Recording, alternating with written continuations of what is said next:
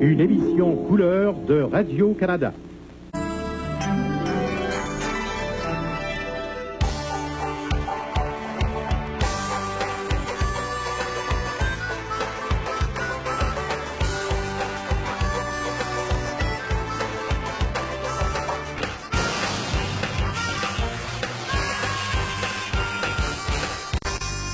Est-ce que vous vous souvenez de la première fois que vous êtes apparu à la télévision? Ah oui. Ah oui? Oh, certainement, parce que ça a été pour moi tout un choc. On avait répété, je me rappelle même le titre, ça s'appelait La Lettre de Marcel Dubé. C'était au tout début de la télévision, je pense, dans la première année, je me rappellerai toujours, j'avais à descendre un escalier. Puis comme il fallait que je sois montée là-haut avant que l'émission commence, parce qu'il n'y avait pas d'escalier qui redescendait derrière le décor, j'étais là. Et l'émission commence, etc.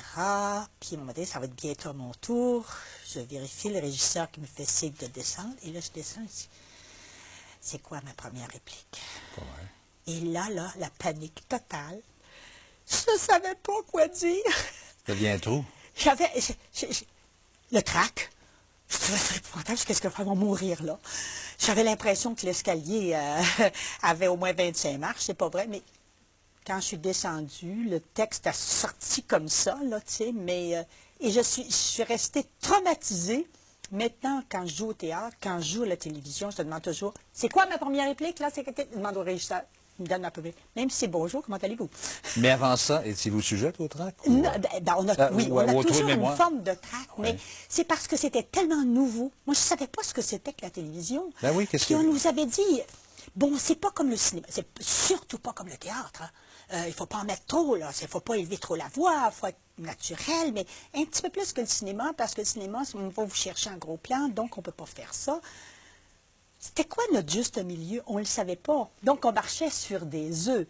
Et il faut dire que quand on a commencé, pas juste nous qui commencions les acteurs, mais aussi la technique, le réalisateur, tout le monde commençait en même temps. On savait ce que c'était techniquement, mais ce que c'était pour donner, on le savait plus ou moins. Alors tout le monde apprenait en même temps. Tout le monde apprenait en même temps. Et c'est ça qui était merveilleux avec ce début-là. Il me semble qu'il aurait apporté son butin, puis si t'attendais de le rabauder comme il faut, ça te prouve qu'il est parti d'un coup sec. Comme on doit partir. Mais il doit revenir pour reprendre son butin? Oh, lui, un coup parti, butin, pas de butin, maison, une autre maison. Pas bien encourageante, Fonzienne. Puis moi, de qui c'est qui m'encourage?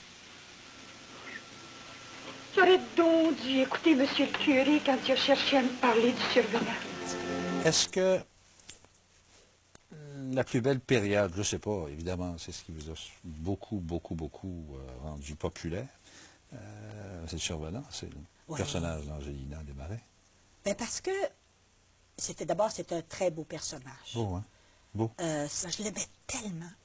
C'est un personnage qui est tellement attachant. Ça, c'est un personnage qui a une profondeur intérieure.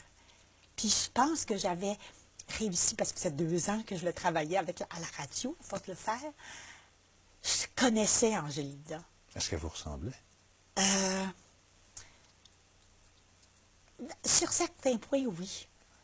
Et j'ai aussi pris du personnage, puis là, parce qu'oubliez pas qu'on jouait ça toutes les semaines, et de temps en temps, j'étais presque, moi, Béatrice, devenue un peu Angelina, jusqu'à un moment donné, quelqu'un me dit, écoute, Béatrice, t'es pas obligée de jouer Angelina dans la vie.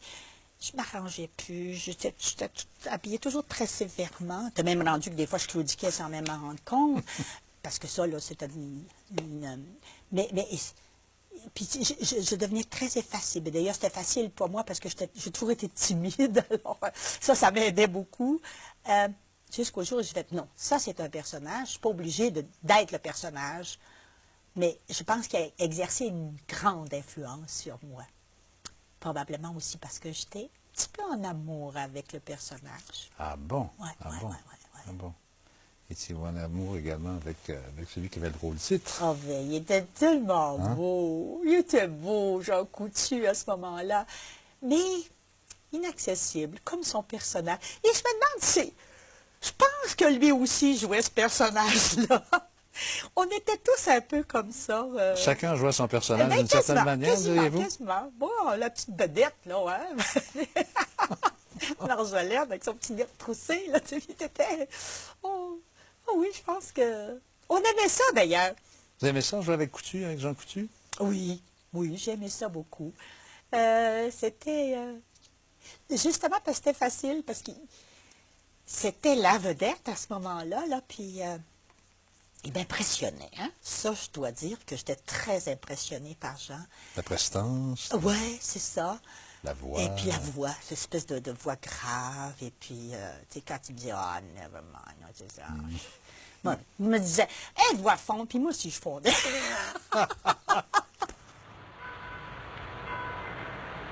Angelina. La noire. Je pensais parti. Puis tu m'as attendu. Toute la nuit. T'as encore pu. Oh, never mind. C'était l'imaginaire, le survenant. C'était la liberté. C'était l'univers entier réuni en un seul être.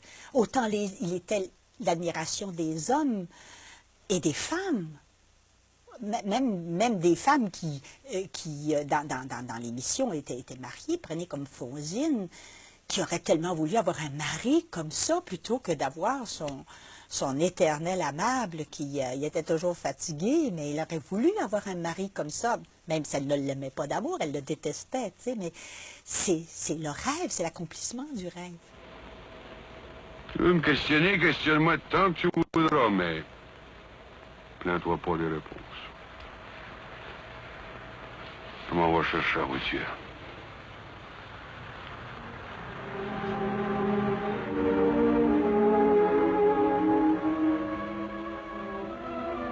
J'avais demandé au bon Dieu qu'il y ait un changement entre nous deux. Il m'a exaucé. Mais pas comme je l'aurais voulu. Mais alors, vous parlez bien sûr d'une histoire d'amour avec le survenant, mais aussi avec le public en même temps. Hein? C'était une histoire d'amour avec le public. Oui, c'était une histoire d'amour avec le public parce que aussi il y avait...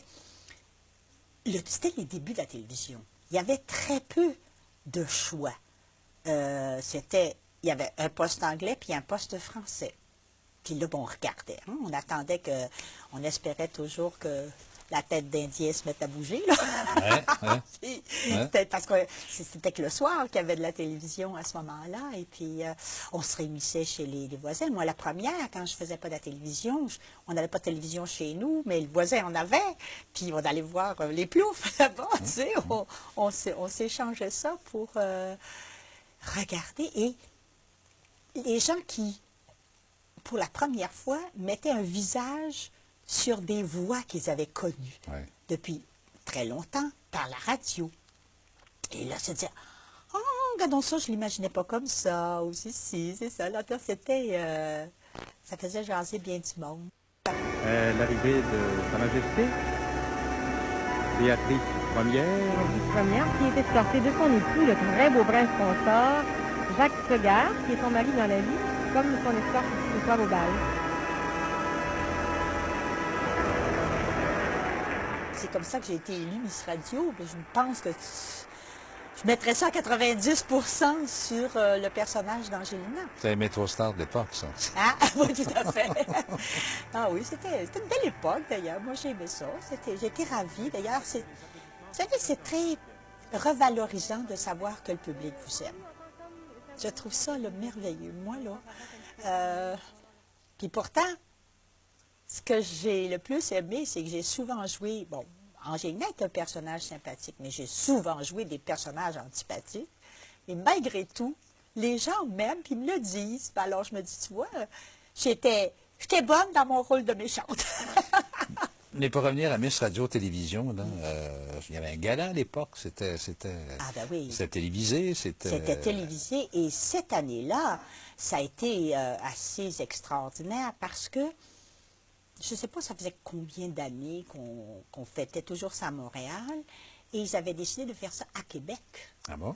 au Colisée de Québec, s'il vous plaît. Mon Dieu. Sa Majesté, dans toute sa splendeur, est applaudie par la foule. Classique, en satin chanoinesse de Ducharme, coloris blanc en reflet vert menthe, un portage très cintré et orné d'un col drapé qui souligne le grand décolleté du dos. Le même drapé sur les têtes dans la traîne. Là, tous les artistes étaient arrivés avant moi, et finalement, tu sais, comme Ah, dans puis un avait du mariage, public, dans il y a- un défilé de mode, la reine arrive après. Il n'y a rien de trop beau pour la reine. Ah, c'était...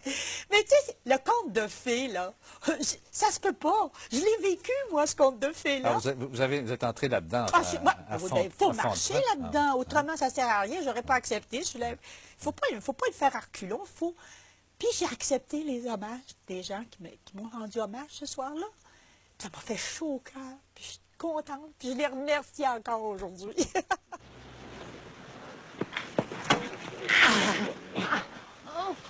Oh, merci, mon brave.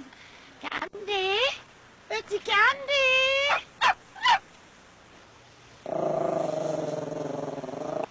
Laissez-le faire, ça va lui faire du bien de prendre l'air. Quand vous regardez tout ça, je pense surtout des débuts, et ça a évolué, il devait bien y avoir des tabous en ce moment. Il y a des choses qui se faisaient, puis qui se faisaient pas, et puis des choses... J'ai soulevé un tollé. Soulevez-le encore et racontez. On avait fait un téléthéâtre avec Jean-Paul Fugère. C'était un texte de Caron, mon Dieu, comment il s'appelait? Ce texte, Les Grandes Marées. Ouais. Et les Grandes Marées, bon, bien sûr, c'était à la période où, bon, ben là, la nudité commençait à venir, là, tu sais, parce qu'on n'aurait jamais vu des seins nus ou une personne nue au début de la télévision. Ça, c'était impensable, hein. Mais le personnage que je jouais, qui faisait la femme du boss, qui voulait attirer cet écrivain qui était sur son île seul, le boss voulait pas que... Il voulait qu'il soit efficace et travaille, donc lui envoie un, puis un autre, puis un autre. Finalement, l'île est surpeuplée. Et moi, la femme du boss, à un moment donné, voulait le distraire et se promenait nu, comme ça, sur le bord de l'eau, avec son petit chien. Puis, ça faisait partie du personnage, tu sais. Dans quoi vous étiez complètement à poil? Ah ben oui, Ah bon? j'étais complètement à poil à la télévision. Croyez-le, croyez-le pas. Ah oui. Et où est-ce que vous allez comme ça? Le vent a chassé les maringouins. J'en profite pour améliorer mon soldat. Y a-t-il pas beau Candy?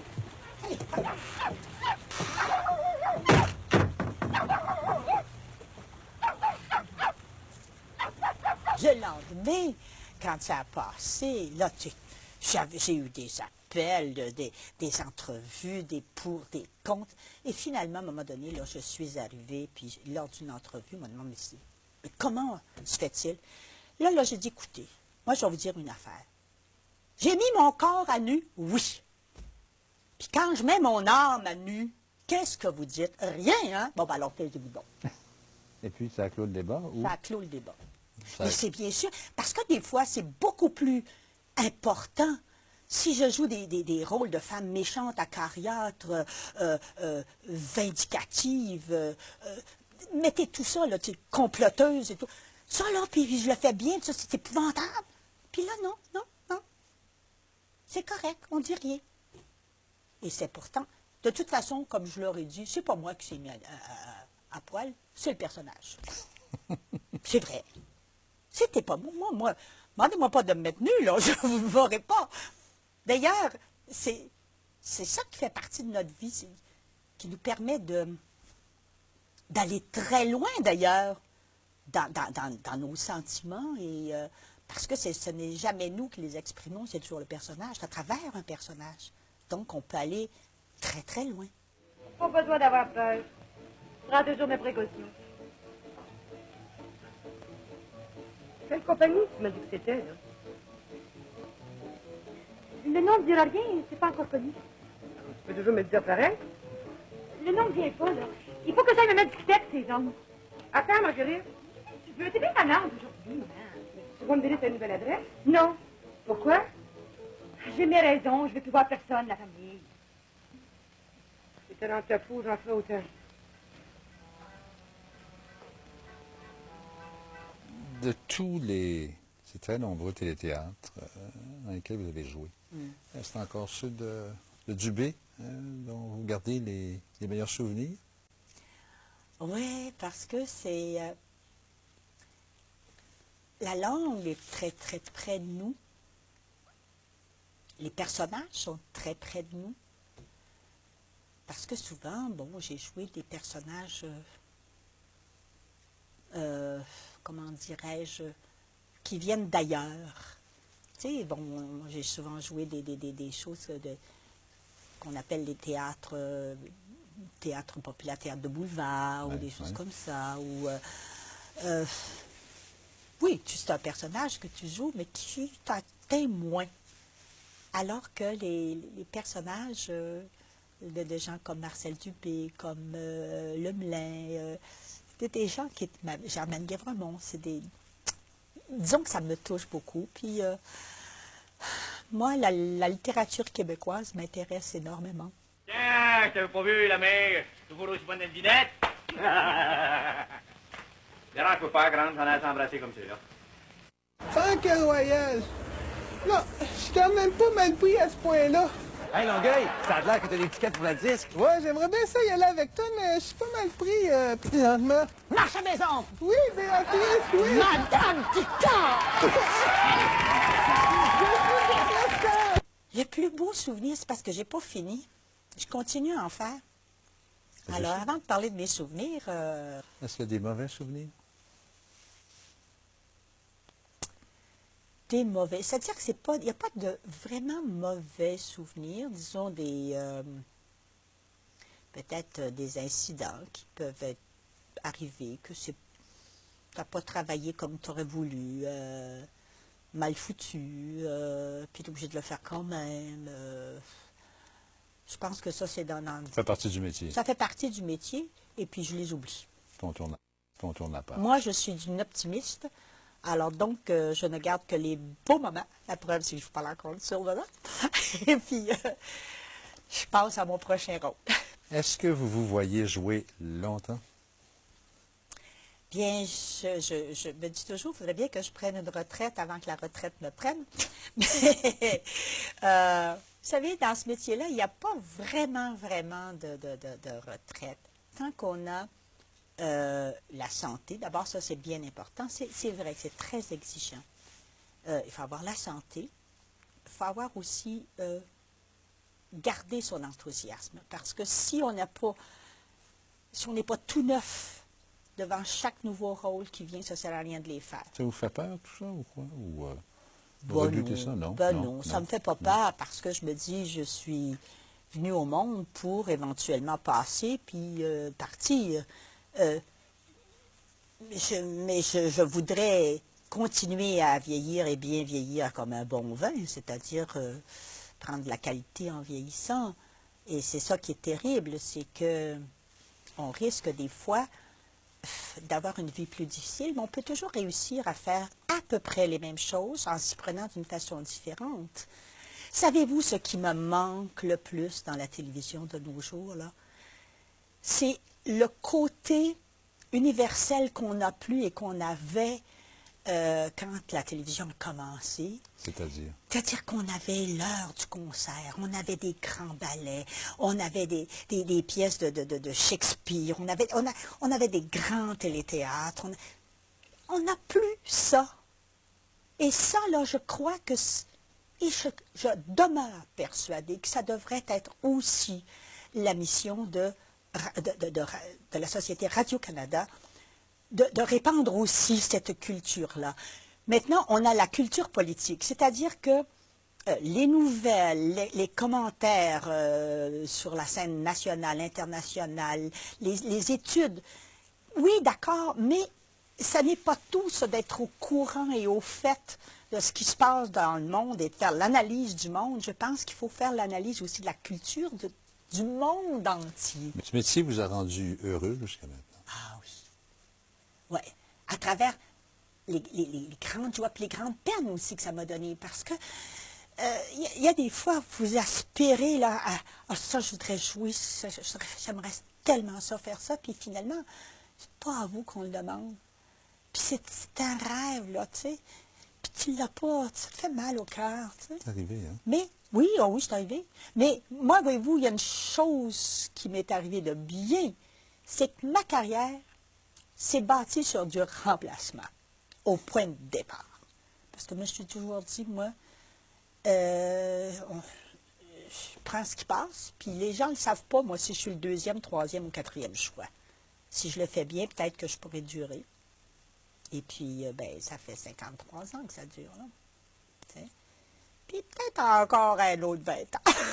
On ne sait jamais. On se le souhaite. Ouais. On se le souhaite beaucoup. Ouais. Mais j'espère que la télévision va bien vieillir aussi. C'est surtout ça que je souhaite. Pas sûr de la cuvée. L'avenir le dira.